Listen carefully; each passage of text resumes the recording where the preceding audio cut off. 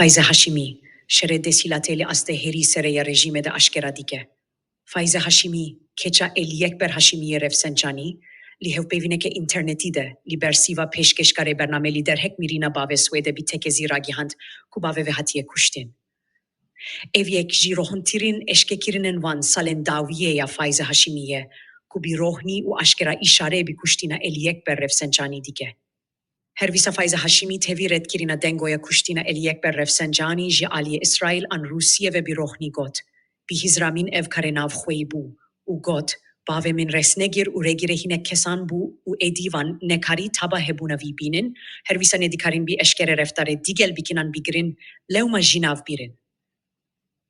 Ahaftinen Faize Hashimi, aliek nuji şere navsuye desilateli asta seriya rejime dide suya, ku şereli navbera alien evlehi u siyasiyen nezi, beyata rehberiya rejime, digel paşmayen takiman askeri bi itidal gera, herber devame.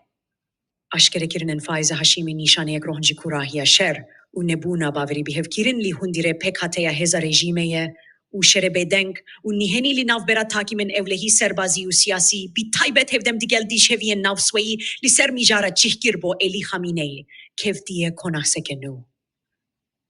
Eli Ekber Refsencani, li dariştina siyaseten rejime u planen teröristi u bireveberiya rejime de desteki bilintebu.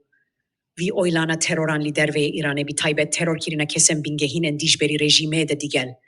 Eli Khamenei, rola yekem u bingehin hebuye, u şehit kirina Doktor Kasimlo u Doktor Sadik Şerefkendi bi bir yara vi cinayetkare rejime bireve çone.